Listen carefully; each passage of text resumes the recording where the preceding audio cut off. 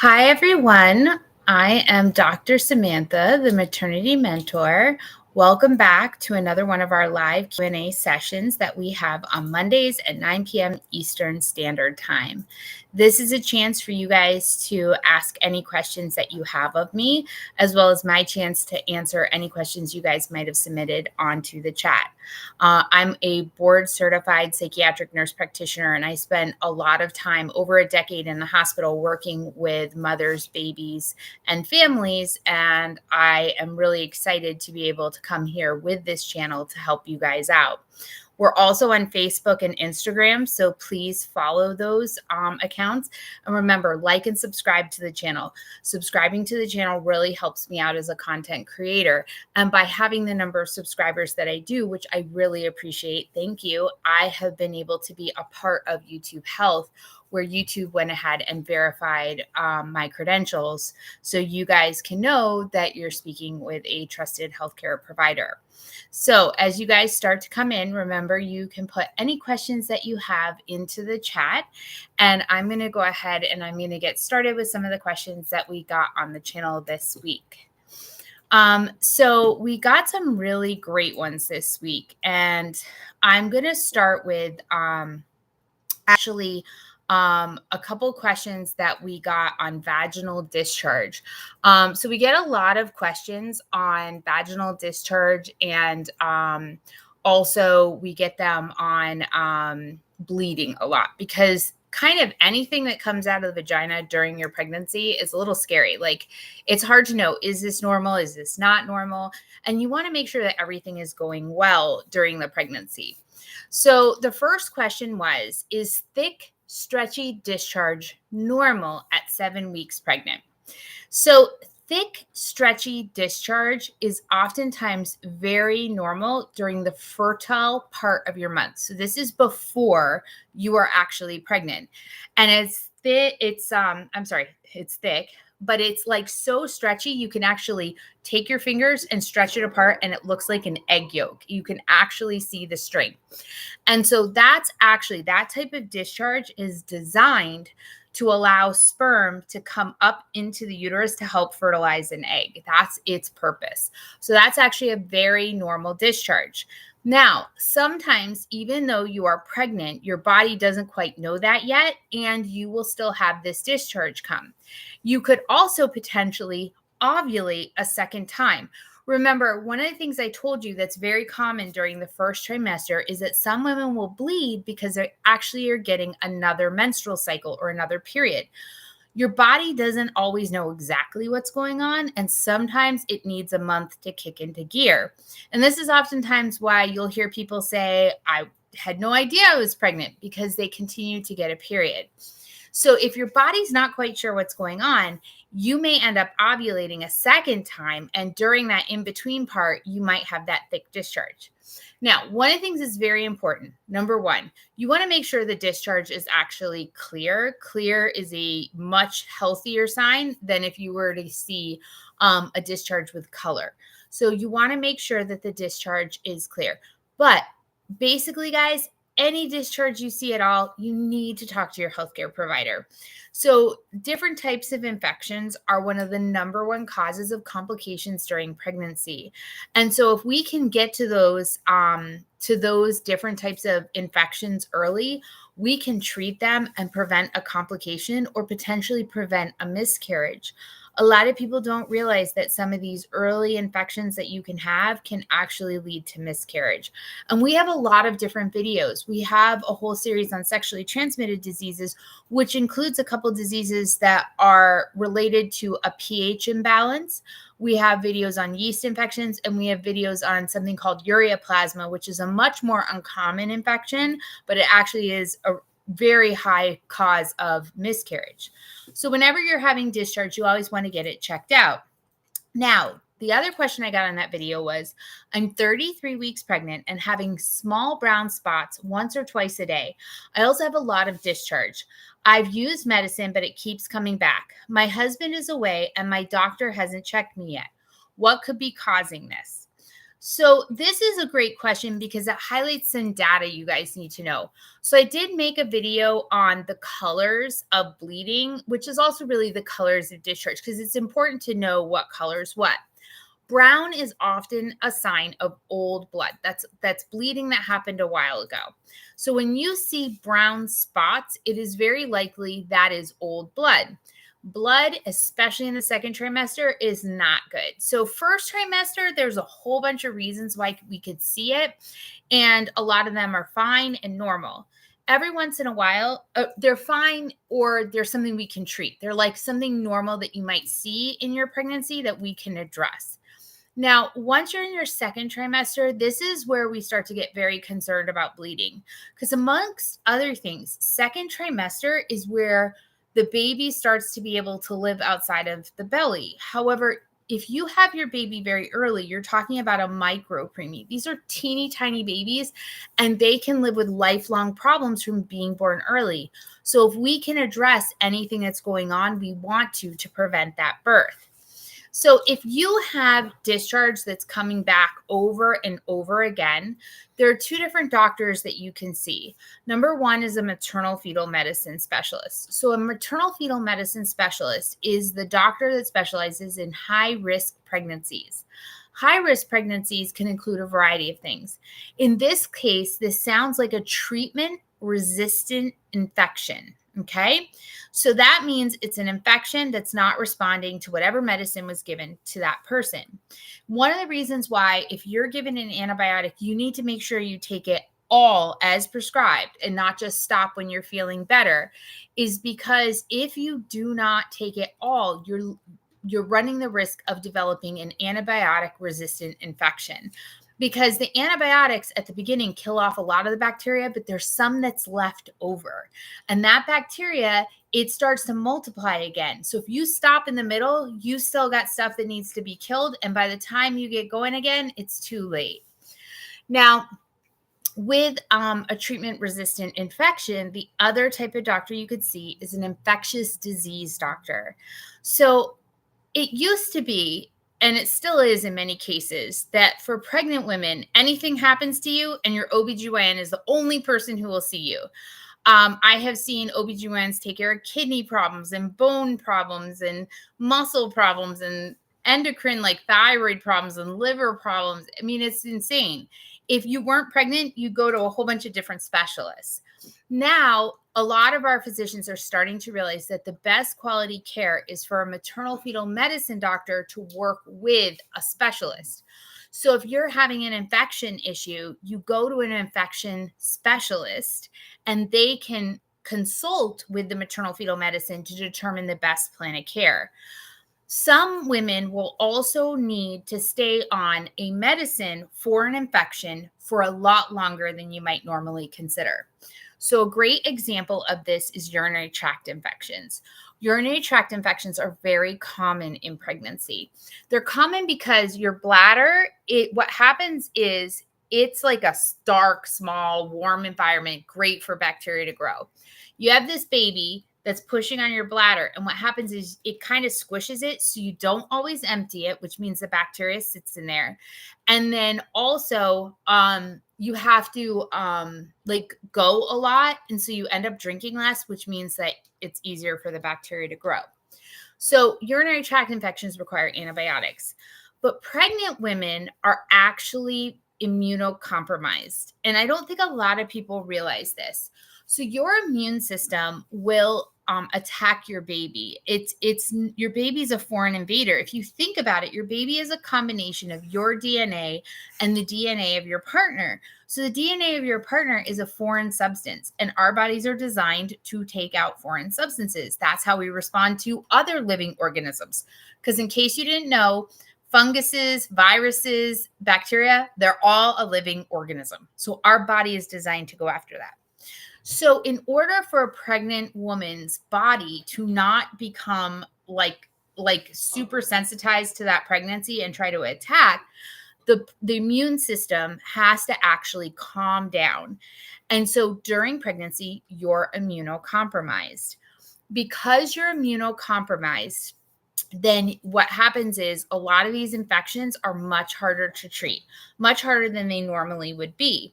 So some women will end up on a daily medication for the rest of their pregnancy. That's actually very common with urinary tract infections that just keep repeating. So it could be with this particular person that what you actually need is a longer term medication to address whatever that discharge is. Hi there, the plus size queen. I love your name. Do I have to be put to sleep if I have a placenta accreta? Can I just go the normal C-section? I'm hoping somebody isn't telling you you have to be put to sleep. Okay, so I actually had the pleasure of working at a center that specialized in accretas, incretas, and percretas. Okay, so you guys know a placenta accreta is kind of where it invades parts of like the uterus and it kind of stays really attached. And increta invades the muscles of the uterus, and a percreta goes outside the uterus wall. Okay, so these are like placental abnormalities. They very commonly occur after surgeries. So if you've ever had a uterine surgery for fibroids, for any sorts of things, that can leave some scarring that makes you more prone to getting a placenta accreta, percreta, increta. So the center that I worked at, they actually advertised at our hospital to bring these people in because it's a very risky surgery. And I understand why you're scared, because it is something that your 2 C-sections probably put you at risk for it. So it's a very big deal surgery, right? But the way we handled our accreta, increta, percreta patients is that we brought them in early. So they were already going to have a C-section anyway. We brought them in before they were in labor. They were brought to our main OR with a whole OR team in place. So it was actually not done in the labor and delivery room. And so everybody knew the case was happening ahead of time. Our anesthesiologists, they did do a spinal. However, the mom was told in advance that at any point in time, she might be put to sleep like immediately. The other thing is, so for anybody who doesn't know, and so that you know the plus size, we had every single patient sign for a hysterectomy.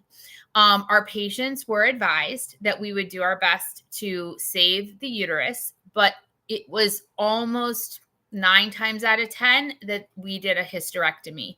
The problem, so you guys know, is that, okay, so your placenta, this is the organ that feeds the baby, right? And so it's got all these blood vessels, and the blood vessels embed into the uterus wall, and this is all blood vessels. So this creates this bed where all the nutrients go back and forth. After you deliver, the placenta detaches, and you deliver the placenta. The reason why the placenta has to detach is because once that happens, the uterus starts to contract. Okay. And it's contracting down to normal size. But this is all open blood vessels. So if this doesn't contract, it's just going to bleed and bleed and bleed. So it contracts down, right? And this cuts off the blood vessels from being able to bleed out. So they clot off and you heal. When you have an accreta, percreta, increta, right? What happens with these is the uterus can't, because you've got this placenta that's stuck in here. And so because this is stuck in here, the uterus can't do its job, and then a mom can bleed out. So this is a very big risk. I have a video on hemorrhages, which you may want to look at. Your center may be trying to be on the conservative side, as far as maybe they plan to do just an auto hysterectomy. I don't know if they've told you that. Most of our moms were put to sleep as soon as the baby was born for a hysterectomy. So we kind of prepped them. It was like, we're going to try to keep you awake for as long as we can in hopes that you can meet the baby, and then you're probably going to sleep. And we tried to do that so the moms knew. Now, it is very scary if things start to change in a delivery room during a C-section. And for us, having like a little bit more bleeding or something during an accreta procedure is very, very normal. So it could be that they just don't want you to hear some of that commotion. It's hard to say. And so one of the things I will also tell you is, ask if your support person can be in the room. So we also allowed for support people to be in the room. Again, there was a lot of very strict guidelines to how that worked, and we were very careful, but we definitely allowed them to come in. Oh, I'm so glad you like my videos. So one of the things I'm going to tell you, okay, so it's your center is probably a little bit more conservative. One of the things, guys, and I'm going to specifically tell you the plus size, I would make sure that you've signed for a blood transfusion. I hope you believe in blood products. I would highly encourage you to consider them if you do. If your C-section is not for a week or 2 weeks or 3 weeks or more, I would make sure you're taking your iron supplements. If they've told you to take those, ask them to do a CBC. So guys, anemia. Oh my gosh. Anemia stinks when you're pregnant because when you have to take iron is constipating, which is just terrible when you're pregnant. And then iron tablets are very hard on your stomach. But the thing is with iron is so essential for your body. It is the building block for your red blood cells. And your red blood cells are what carry oxygen to the rest of your body and all sorts of other stuff. So you need it for good cognitive function. Anemia can cause depression and anxiety, in case y'all didn't know. It can cause cognitive issues. It can make ADHD worse. It can cause fatigue. It's really bad to be anemic. And then when you're pregnant, you're just more prone. So in your case, and anybody who's doing it, you want to make sure that every time you're eating something that's high in iron, eat it with vitamin C. So for example, if you're going to eat spinach, which is high in iron, eat it with something that has vitamin C, like strawberries, or let's say a steak with orange juice, okay? Because vitamin C helps iron absorb better. When you're taking iron supplements, make sure they have vitamin C in them or take it with a vitamin C in food because that's going to help. If you have any bit of time, you want to make sure you ask for an iron transfusion if they'll give it to you because an iron transfusion is quick and simple. It's just an IV and a little bag of iron. It's not blood, just iron, and that can really help build up your store prior to the surgery. So that's a good question. And actually, that question can kind of lead into a couple other questions that I had. Or I had one question that might kind of go along with this. So I had a question on placenta previas. I'm in my second trimester, and the doctor said my placenta is low. I've had some bleeding, but no pain. It's scary, and I'm trying to stay calm and not do much. So this is going along. You're so welcome. I mean, just try to advocate for as much as you can. I think they're just being conservative.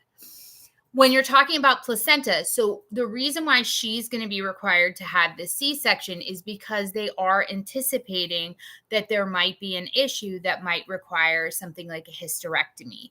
And they would rather have a safe and healthy delivery than to run the risk of a vaginal delivery that could end up being like a medical emergency.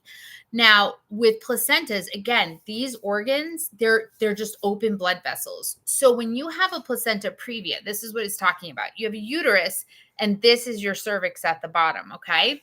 So your cervix, this is a complete placenta previa. That's what this is, okay? When you have a complete placenta previa, this is an automatic C-section. This C-section takes place usually at about 34 weeks gestation, sometimes even 32. So here's what happens. Your cervix looks just like this, long, thick, closed, okay? And this line right here is the perfect representation of a closed cervix.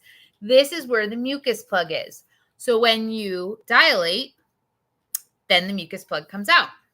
Now, if you have a cervix and it starts to dilate and these blood vessels are now open, you're going to bleed out.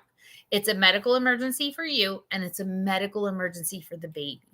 So we can't let a woman with a complete placenta previa dilate at all. And those Braxton Hicks contractions that everybody talks about, those are actually working to dilate the cervix. Because what happens is you have your long, thick, and closed cervix, right? And the contractions, they do this. You see that? So as as the cervix gets thinner, that's effacement. Okay, that's what effacement is. 0 to 100% effaced. 100% is like as thin as a piece of paper. It's like super duper thin. And then this is dilation. Okay, that's what dilation is. So when you're having those Braxton Hicks, it starts to soften the cervix and sometimes even starts the process of dilation. So we can't let that happen with a complete placenta previa. A marginal or partial placenta previa. So instead of full, it's part of the way. This is usually also a C-section. A low lying sits here. It sits right next to the edge, which means sometimes a little tiny piece of it might be able to leak a little bit of blood out. A lot of these women are followed by maternal fetal medicine to make sure the baby's doing okay, but usually a low line, we will attempt a vaginal delivery. The other thing you guys need to know is depending on how far along you are in your pregnancy. So she said second trimester. Placentas actually migrate, they move. So when your uterus is teeny tiny, the placenta could be all the way over your cervix, but it's not actually attached to the cervix, it's attached to the wall. So then as the uterus gets bigger, it moves up into the side. Okay. Now this is different from a placenta accreta, like what La Plus Size gave to us as an example, because this is what's going on with her, because her placenta, instead of kind of being a superficial attachment, hers is kind of going in. Okay. So it's kind of moving inward into that. Okay. So, you know, when you have a low lying, that's okay. You just try to just follow the directions of the doctor, but usually it will be fine. Okay. So we had any of you guys joining me, please feel free to put your questions into the chat. So we had a question on bleeding because we're kind of finishing up, I think, the bleeding part of this. I'm 6 weeks pregnant. My doctor gave me medicine to put in my vagina for a week. I used it 3 times, but now see blood. Is this normal? This is my second pregnancy and I lost my first baby and I'm worried. So it depends. Unfortunately, I can't answer this question directly. So what I am going to say to you guys is this. Anytime anything goes in your vagina, you might bleed. That's the bottom line. The hormones for a pregnancy, they dry up and thin out the vaginal tissue. In fact, that discharge we were talking about earlier, the thick, sticky discharge, that actually will eventually dry up because of normal pregnancy hormones. So because of these hormones, like the tissue can be easily torn, right? So when it's easily torn, then you can have like an issue. And so when you're having any kind of manipulation, including exams, including sex, including using toys, including ultrasounds, including putting in medicine, all of those can be very irritating to the vaginal area, and then it can cause a little bit of spotting. What you always want to do if you see any bleeding is you want to contact your healthcare provider. And you want to let them know so that they can look. They'll most likely do a ultrasound, and then they will most likely determine the cause and determine if you need treatment. Hi, Sim. I'm 13 weeks pregnant with vaginal bacteria. My guess is that's bacterial vaginosis. So bacterial vaginosis is actually very common. So bacterial vaginosis, I have it in my sexually transmitted disease video, but just so you guys know, it's not like what most people think of as like a traditional sexually transmitted disease. So bacterial vaginosis occurs because the semen usually, as well as possibly bacteria from your partner's skin, but semen especially changes the pH balance. That's the acid-base balance of the vagina. So our vaginas have a microbiome. That means that they have healthy bacteria in there, and that healthy bacteria serves a purpose. For example, it prevents us from getting a yeast infection, right? So your partner's semen will sometimes come in there and it can actually change that base. And you're more prone to it when you're pregnant because remember what I said, guys, you're more prone to stuff because you're immunocompromised. So what happens is you and your partner are having sex, the semen gets in there, your microbiome changes, and you end up with this bacterial infection. So it's basically normal bacteria that's in your vagina. It's just that it's allowed to grow more because of that change. What you need to do is you need to make sure you go to your healthcare provider. That can be treated with antibiotics. It's usually treated, I think it's metronidazole. Yeah. Okay. I was like, I think it's metronidazole. Okay. So I love the medication questions. So I never just go off of memory. I'm going to say it's a yes, but I'm going to look it up anyway. So just so you guys know, any of us who have training in this kind of stuff, we access resources. I got some specialized training from Postpartum Support International in pharmacology. I also got training, of course, in school. And then I access a resource by Thomas Hale, who runs the Infant Risk Line. Your OBGYNs oftentimes will be accessing MedPub and LactMed, and your pharmacists have different resources as well. One of the things that's very important is not to look at Google. Google is not your friend because Google will say different things that aren't true. So I have heard people say that metronidazole is so bad, and I've seen so many women use it. So human studies have not shown any risk to the fetus. And in a prospective outcome, women who took the proper recommended doses had no increased risk of birth effects. Metronidazole is extremely effective for bacterial vaginosis. If that is what your healthcare provider is recommending, I would absolutely take it because bacterial vaginosis left untreated can absolutely cause a miscarriage. So I would totally recommend it. My niece is 30 weeks pregnant and her baby has not turned yet. She also has a septated uterus and is concerned about a C-section. This is her first baby. Does she have to have or can she have a vaginal delivery, or will she need a C-section?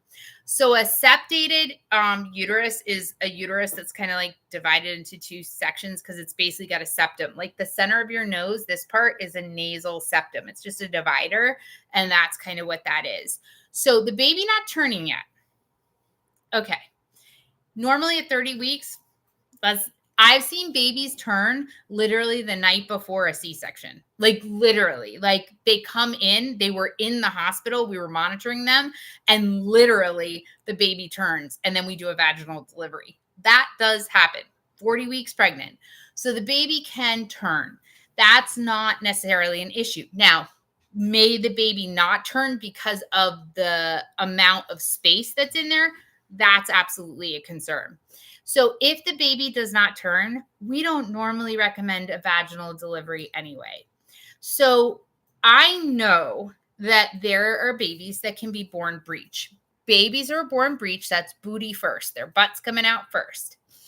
I have seen in these deliveries horrible hemorrhages because the women tear. So babies are flexible. And a lot of times all we're hearing about is the baby part of a breech delivery where people will be like, oh, of course the baby can be born breech. Yes, but oftentimes the mom gets torn up in the meantime. The other thing is that our bodies are designed to deliver the baby's head first because the baby's head is the largest part. If the baby's body comes out first, sometimes the woman's body does not realize there's still a head to come out. And so what happens is the uterus starts to contract and then we have to do stuff, which usually causes some uterine damage. So I know you'll read all about having these natural births that are breech. I would not recommend it personally unless you have a healthcare provider who is somehow telling you that that's the right option for you. As for a C-section, it's hard to say right now, but she shouldn't be forced into an automatic C-section just because it's a septated uterus. I would be talking to a maternal fetal medicine doctor and see what they say, because they're ultimately the ones who should be able to provide the best guidance. Can you please talk about the benefits of having sex when you're pregnant for the pregnant woman and the man? Okay, so I think it would probably depend on the time of the, let me see, how do I say this? Probably depends on what trimester you're in. So sex in general, it's just a bonding experience, okay? It's really good for both partners to be together and be experiencing that together, in my opinion. Obviously, it's really important that a pregnant woman is enjoying herself and is comfortable. And that's actually why I put out a series of 3 videos on sex during pregnancy. So it's like first trimester, second trimester, third trimester, and it includes comfortable positions, because you have to have comfortable positions in order to do that. Now, in the third trimester, one of the things that can happen is orgasms release oxytocin. And oxytocin is the hormone that causes contractions, and that can actually help to ripen the cervix. Also, at the end of your pregnancy, having sex, male sperm has prostaglandins, and prostaglandins are hormones that can actually help to soften and ripen the cervix and get you ready for birth. Yes, get off of Google. Nobody use Google. Is baby aspirin safe? That is questionable. So the plus size, generally speaking, I have a video on baby aspirin. It's usually used for people who are at risk for preeclampsia. However, I'm just going to insert, if you have a placenta accreta and you're going to be having a C-section, I would highly question if they're telling you to take baby aspirin, because baby aspirin is a blood thinner. So you don't want to take baby aspirin lightly, guys. You need to make sure you're taking it for the right reason, and not because you read online that baby aspirin is good. It's good for preeclampsia. However, baby aspirin thins out your blood, and when you're going to get ready to deliver, you're going to bleed.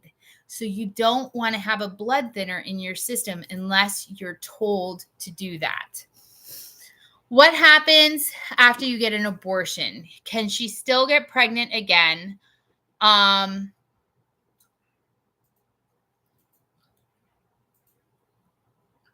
Abortion hurt it from repeating the pregnancy. I'm not sure what that part means, but so first of all, guys, so everybody is aware, the term abortion can be elective or spontaneous. So a miscarriage is actually called a spontaneous abortion. And whether somebody chooses or not is, in my opinion, nobody's business, because every single time it's a personal situation, right?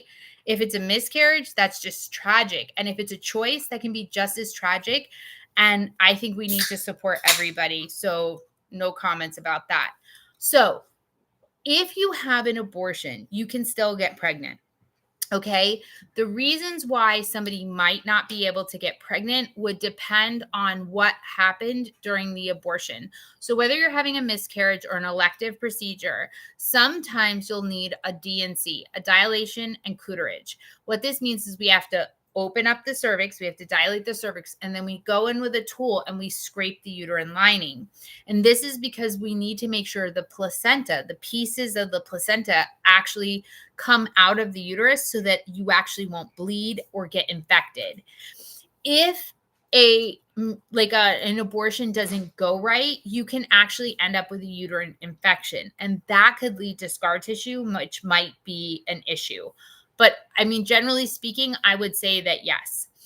The plus size, putting it on for your BP, your blood pressure, in case anybody didn't know what BP was, blood pressure, totally fine, totally normal. But you need to ask them point blank when they want you to stop that medication, because I would want to know. You would definitely want to know when you're within a week of your delivery if they still want you taking it. So, and actually, just so you guys know in general, The plus size, if you're taking any weird supplements, you also want to ask them about that.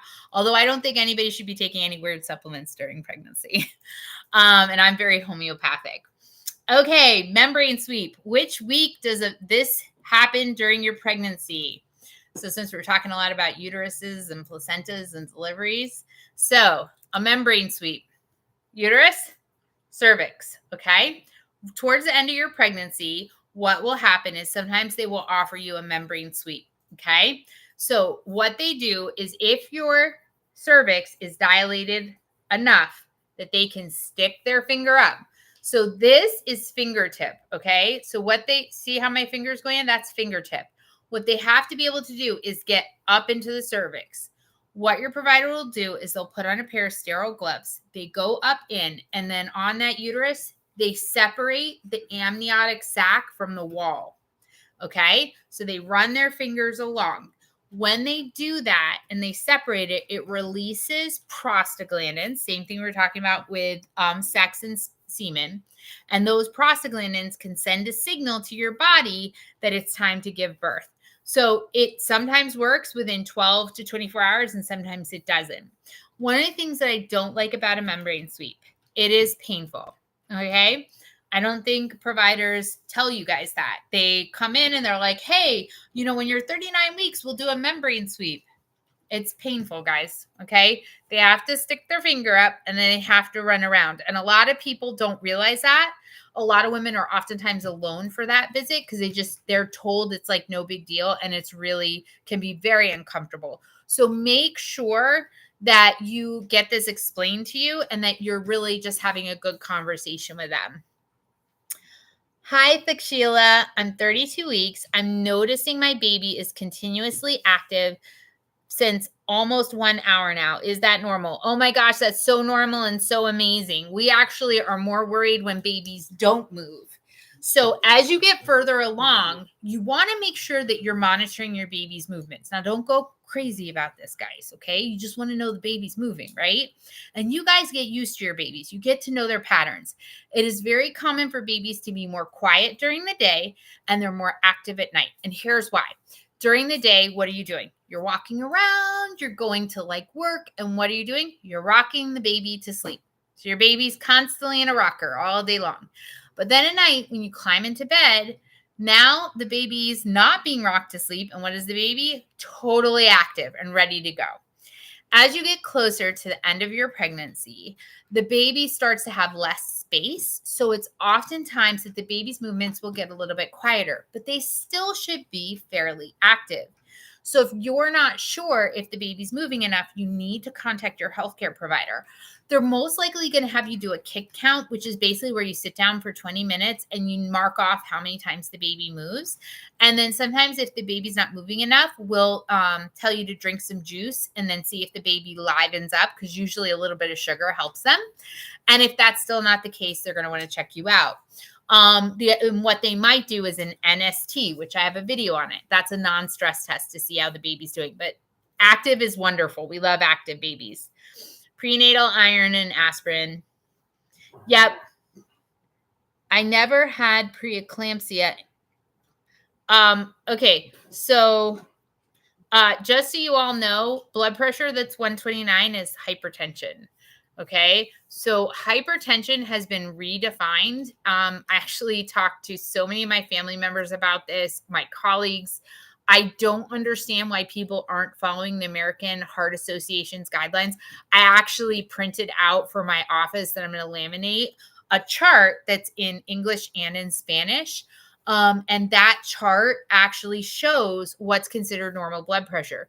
So back in the day, that would have been what we would consider to be normal, but not anymore. Nowadays, the American Heart Association has really clamped down on what is considered high blood pressure. And actually, I'm going to try to see if I can find it. So the reason why I am so passionate about this is this. The plus size queen. I apologize, but I think I can see your picture, and I'm not trying to judge, but I believe you are a Black woman. And I'm just going to say it, in this country, Black women do not get treated well. Our healthcare system works against them. And so it's very important, if you're a woman of color, that you make sure that you are getting the right treatment. And frankly, this is probably happening in other countries. Nowadays, I'm putting the link into the chat so that everybody can look at it, because I think this is so important. So nowadays, we know that there is a health disparity, and that women of different colors get different treatment, and it's not on purpose. It's a bias, and it's something that providers have to recognize in themselves and work on, but it is happening. And so it's very important, because these blood pressures, for example, this 129 is not good.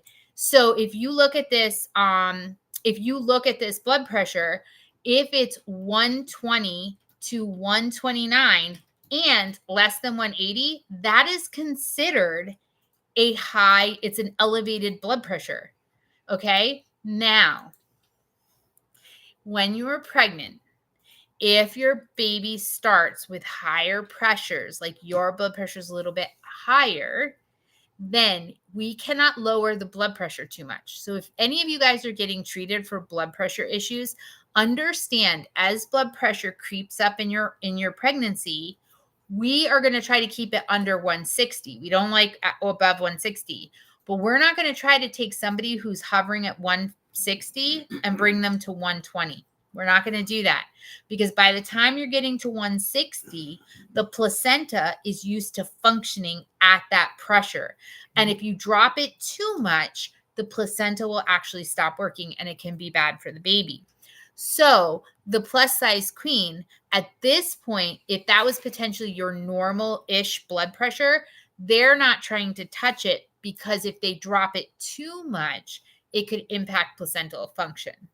But when you're done being pregnant, that is elevated blood pressure. And African-American women and men are at a higher risk for heart disease, and they're very poorly managed, because everybody says stuff like that's normal. And I'm not trying to scare you. I want you to be able to address your health while you're young, and you're still young and healthy right now.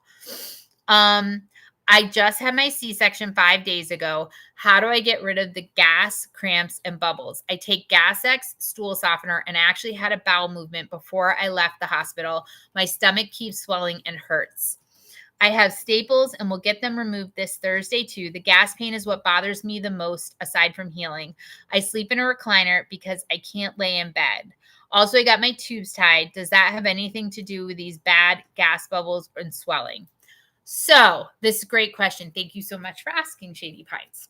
So first of all, there are 4 types of pain with a C-section. 1, burning at the incision. So where the actual cut is, there's burning pain, normal. 2, your belly feels like somebody's been punching it, okay? You come out of a C-section and you're like, boom, boom, boom. What the heck happened? What were they doing in there? Like, it's insane. It feels like you've just done like 1,000 like workouts at once. Okay. Number 3, there is a cramping, and it's like a menstrual cramp. That's the uterus contracting down. Those we can all give you pain medicine for, all of them. The burning pain doesn't really respond that well to like a Percocet, but a little bit, but all that pain we can give. But the actual worst pain, the absolute worst pain from a C-section is gas. I have had women scream to come help them because they thought they were having a heart attack, because they were having sharp stabbing pains up in their shoulders. So just so y'all know, a sharp stabbing pain after you have a C-section, still call the doctor for help, is 9 times out of 10 gas. So it is really hard to deal with. And then they like to give you Gas-X, which is simethicone. It's totally safe. It makes no difference in the world. It really doesn't work. It's nice to take something because you feel like you're taking a placebo, which is good. Stool softener, yes, because then that lets you have a bowel movement and stuff like that. So what are some of the big things? For starters, ginger ale. What we used to do in the hospital, this is going to sound so gross, but it really did work, is we would take ginger ale and prune juice and we would mix them and warm them up. And that seemed to like move the gas through so well. It was like really, really, really good. The second thing is sleeping on your side. Okay. So our bowels are designed to move like gas and stool with our movement. The more we walk, the more our stuff moves around. But that's oftentimes hard when you've just had major surgery.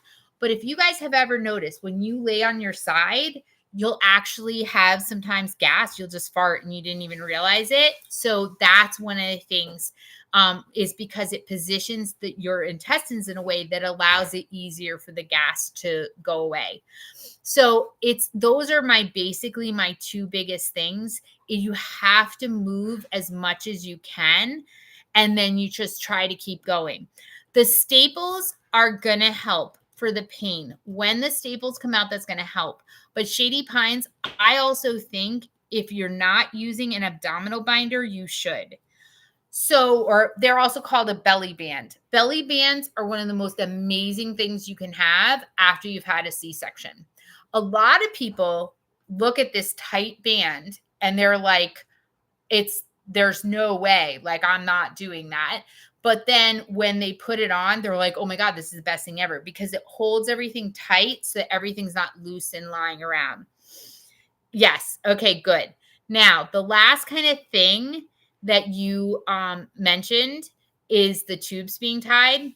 So 100% yes. They will tell you, all the doctors will tell you, if you guys get your tubes out, that it's no big deal. They just removed a different part of your body. It is a big deal. In order to do that, they have to. So nowadays, what they do is they cut two sides. So they're cutting the side of the tube near the ovary. They're cutting the other side near the uterus. They have to get up there to do that, right? So like when okay, how to explain this? Okay, your uterus is a ball. So when they go in for your C-section, they cut the outer layer of skin, then they cut through a little bit of fat, then they start cutting through your muscles. That's why they're going through multiple layers. That's why a C-section is a big deal. Then they come to this uterus, which looks almost like a smooth ball inside your belly, right? So then they cut through the uterus wall to get the baby. Okay. So you got all these layers that have been cut, and now you've got this organ that's been cut, and we stitch that up. Well, then what they do is they kind of go around your uterus, inside your belly, around your uterus to get to the tubes, and then cut and then burn. That's why it's so painful. Now, the reason why we get so much gas during surgery is that these incisions, as most people hear, are very small. They try to keep them very small. Well, how in the world are they going to be able to see everything if they've got this little tiny cut? So what they actually do is they have tools that spread, and they also push air into your belly. When they push air in, then they can see everything. And they try to get it out, but inevitably when they sew you up, some of it's going to get trapped and then you're stuck. So I would definitely make sure you're taking your pain meds, which it sounds like you are. Walking can definitely help. I would try to be drinking liquids that may help you to try to have more bowel movements, because one is great, but maybe, getting it going will help. Should I wear it in bed? I mean, maybe you should wear it in bed, and it might help with some of the support for sure. And then try not to be lifting too much. If you have help, have people bring the baby to you. Okay. I had a couple questions on RH factor, which I thought was really good. Can RH incompatibility cause a pregnant woman to die? And can RH incompatibility cause my baby to have health problems? So I thought this was really good questions. And so it's a good thing. So RH factor is, you're welcome. You're welcome. And I'm glad. Take it easy, because C-sections are no joke. You definitely listen to that. The plus size queen. They're a major surgery. Oh, and for any of you guys who are having C-section, I have like 7 videos. I have a video on what to expect inside the OR, like what it looks like. I try to do as much as I can on C-sections because they're always so scary. So RH incompatibility. So we all have a blood type, O, A, B, or AB. And attached to that blood type, you'll hear somebody say, I'm O positive or I'm O negative. That positive or negative is your Rh factor. It's the rhesus factor. Now, if you are an Rh negative mom and you have an Rh positive baby, that Rh positivity, your body recognizes as a foreign invader and it will develop antibodies. And so to prevent that development, we give something called RhoGAM to stop that hypersensitivity. But if we don't give RhoGAM and you have another Rh positive pregnancy, your body may actually attack that baby and it could cause a miscarriage. So that's why we have that. Now, Rh incompatibility does not have any issues with mom. A pregnant person has no issues, safety issues whatsoever. It's only babies. Now, it doesn't automatically cause a C-section. A miscarriage. It can, but it doesn't automatically. But one of the things it can cause is hemolytic anemia, which is where basically the baby's red blood cells are being destroyed. And hemolytic anemia is a medical emergency, and that's usually what causes the miscarriage in utero. But if the baby was born with that, it can also be very devastating, and we have to take that baby and do a lot of work. They usually go to the ICU. So that's what can happen with Rh incompatibility. If you've had a miscarriage and you are a negative blood type, you need to make sure they give you RhoGAM. They should give you RhoGAM after you've delivered every single baby. The exception is if you have a baby that we can test the blood type and the baby's blood type is also negative, then you don't need RhoGAM. Okay. I had a question on my water for formula. Is it okay to drink reverse osmosis water? Reverse osmosis has fewer nutrients than bottled water. What do you think about this? This is for water for formula. Okay, so reverse osmosis water is some of the safest water that you can use to mix formula. It's a very awesome alternative. One of the things I'm going to tell you guys is all those fancy waters that have electrolytes and minerals and all this other stuff, yeah, they're usually bad for your baby, okay? If you're doing formula, you are picking a substance that has stuff in it. It already has ingredients, including potentially minerals and electrolytes, right? That formula and its safety was tested without adding extra substances. It was tested with water. That's it. So any like FDA approval, or if you're doing European formula, I have a video on European versus American, but if you're doing European formula, their regulatory body, when they're testing the safety of these formulas, they're doing it with plain water. So any of the ones that have added nutrients are probably not a good idea. I know there used to be like nursery water that had fluoride. I wouldn't do any of that. If your baby's going to need fluoride, they can get fluoride treatments at the dentist. My kids are like 20 years old and they still get fluoride treatments at the dentist. I mean, that's just something you can do separate, but you do not want to do anything but mix that with regular water. Reverse osmosis is just simply a way of filtering the water, but it does not add nutrients. And that is one of the best waters you can use for a baby. Okay. I had a couple of things on morning sickness.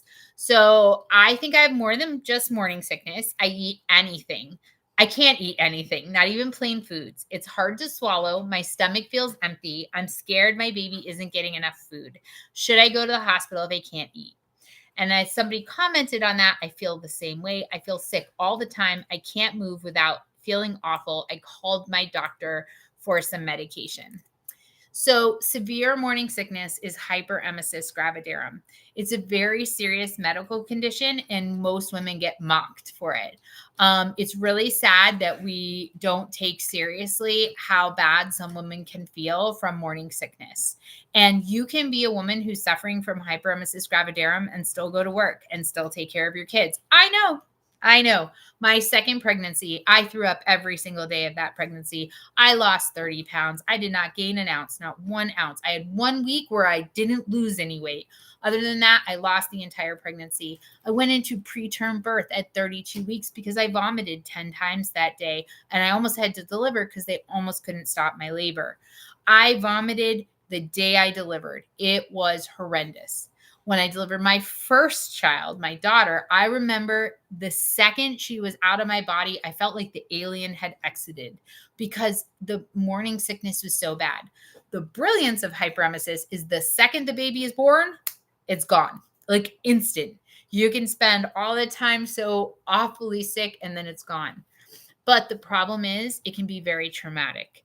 There are known cases of PTSD from having hyperemesis. I can tell you, and I'm not going to tell you what food, but there was one particular food that I could not eat for 4 years after having my kids because I was traumatized. And so it's very important to understand and have empathy for women who are suffering from this, because the other thing is there's not a lot of medications we can offer.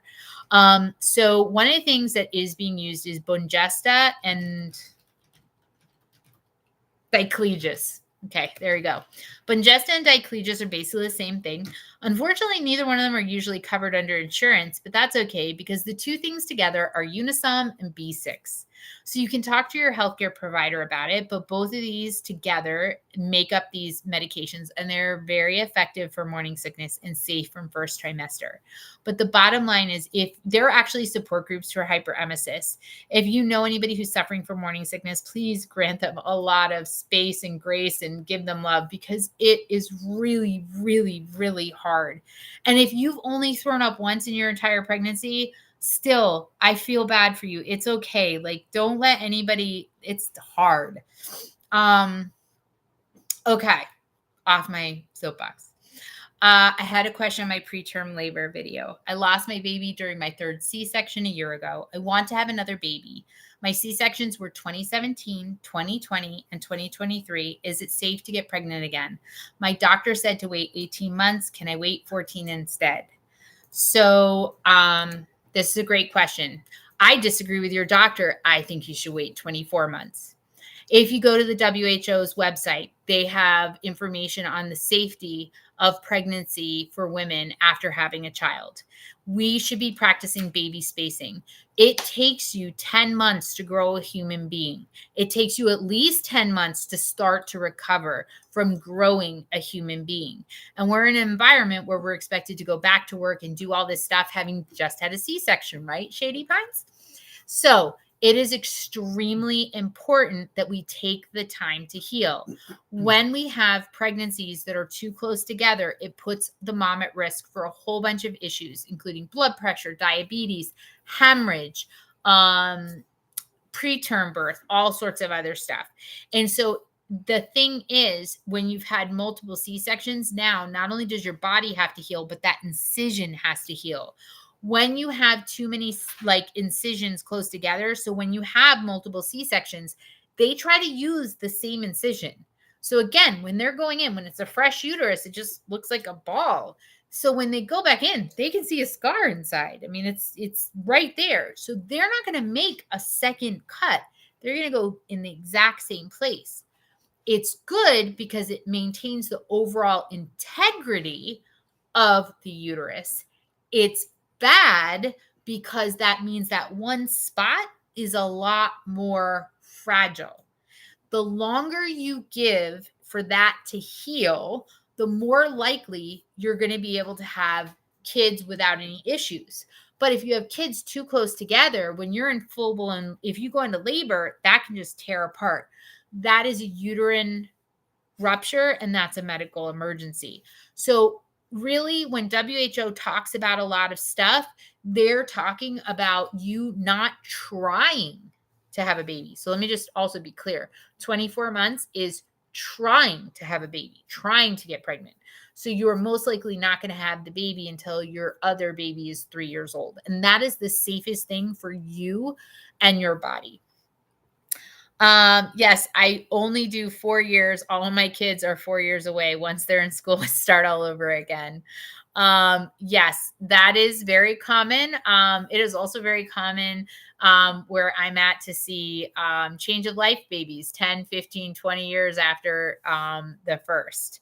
Hi, Ashish. I don't know what POCO means, and prolactin 34. Not sure what that means. See if you can try to give me a little bit more.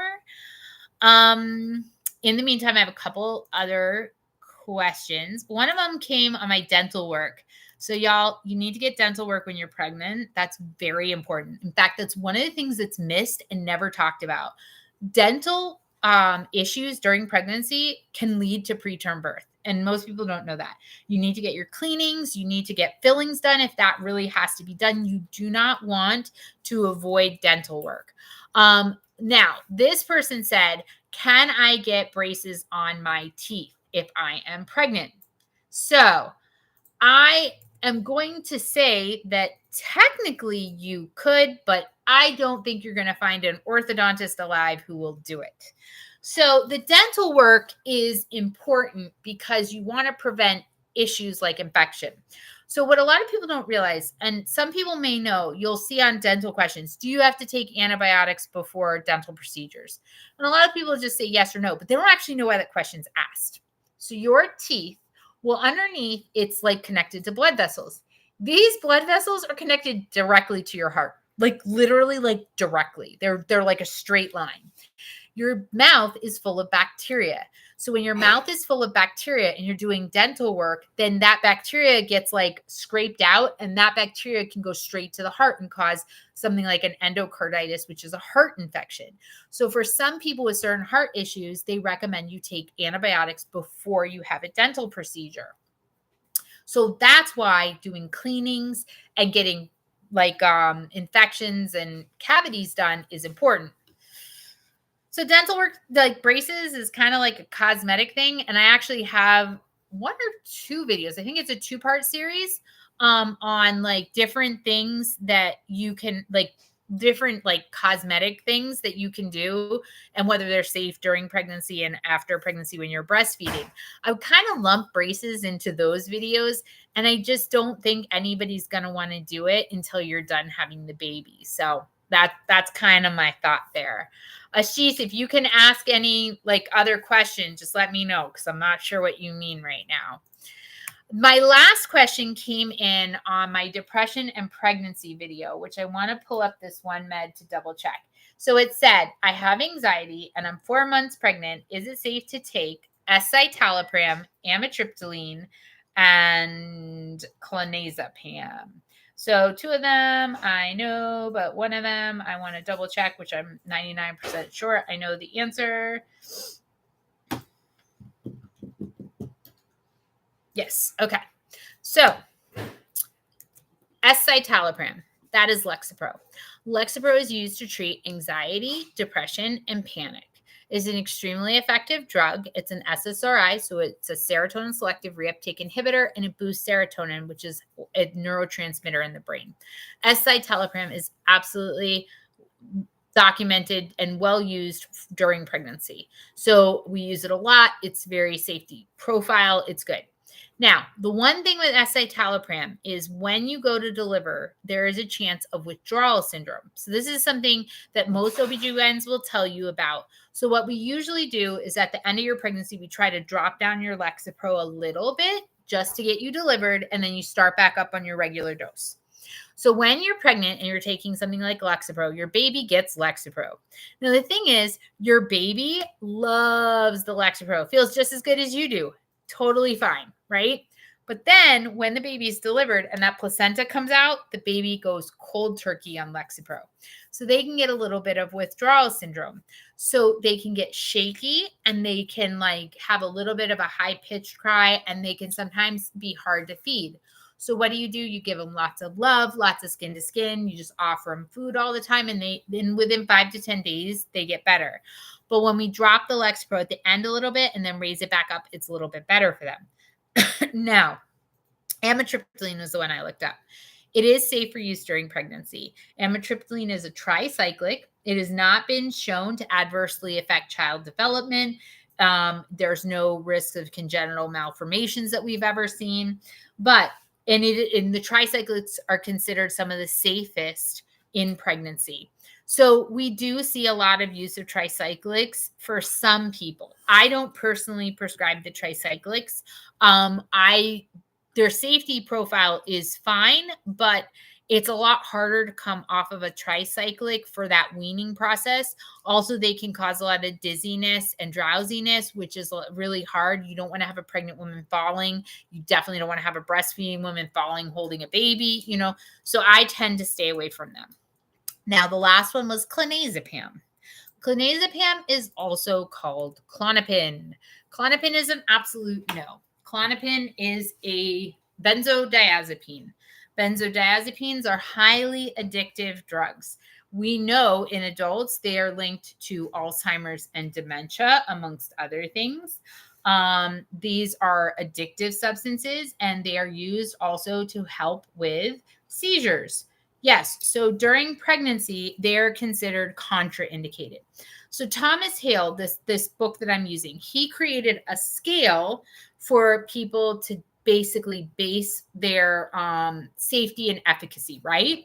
So for pregnancy, P1 and 2 is generally speaking considered safe.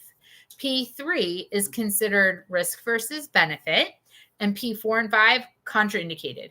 There is 100%. So this is a P4. It says positive evidence of fetal risk.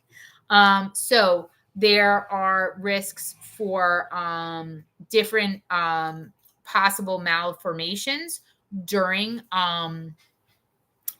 early pregnancy.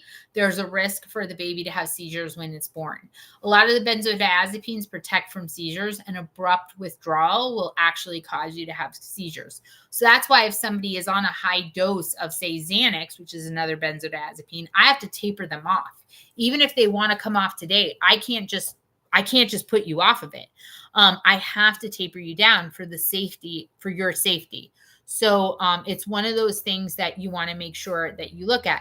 So for the baby, no, you cannot take that. So as soon as you can get off of it, the better. But if you are taking if you are taking Klonopin, Xanax, Ativan, Valium, Temazepam, all of these are benzos, do not stop unless you're under the guidance of a medical provider, because you could have a seizure. When a woman has a seizure, the baby does not get blood flow during that time. It is a true medical emergency. So you need to make sure you're following your doctor's plan to take you off of that. Okay, Ashish, no baby, 8 years of marriage, and you haven't conceived. 0.5 cabergoline and contraceptive pill. So your prolactin level is high. Okay. Kind of getting it. So cabergoline is a medication that's used to reduce prolactin. Prolactin is the hormone that says make lots of milk. So when we're getting ready to have, when we're done, after you have the baby and you're going to breastfeed, we want to encourage prolactin, because prolactin says make lots of milk. Okay. So that's a good thing postpartum. But when you have a lot of prolactin before you've even gotten pregnant, it can cause infertility. And so you have to have your hormones in balance in order for that to happen. So what your doctor is doing right now is actually perfect. So what her doctor is doing is they've figured out the prolactin level is too high. And so they're using this medication called cabergoline to drop the prolactin down, and they're using the contraception to balance out your hormones. My guess is once that is in balance, they're going to take you off and see if it'll help you conceive. Now, couple things, guys. One, in your case, Ashish, if they haven't done it, they should do an MRI, a scan of your brain. If you are not taking a medication that increases prolactin, because there are some that increase prolactin, and you're not breastfeeding, one of the other common causes of prolactin increase is a prolactinoma. That's a little tiny tumor on the pituitary gland. The pituitary gland is in the middle of your brain.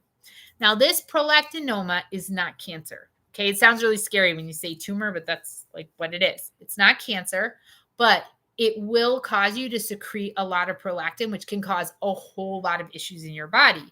So if you have a prolactinoma, they need to go in and remove that. And what they do, because it is in your brain, is they go in through the nose and they're able to access it and take it off. It's super quick. Now, cabergoline, guys.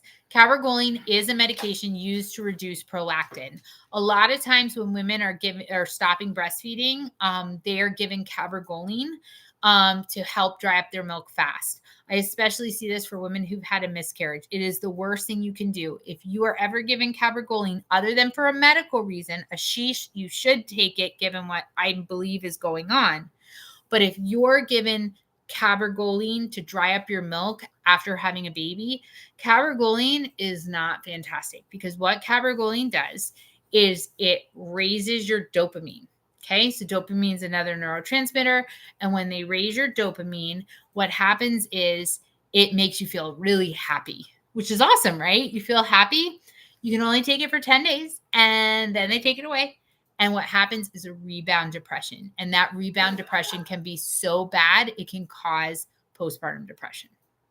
So I definitely wouldn't use it if you are at risk for postpartum depression.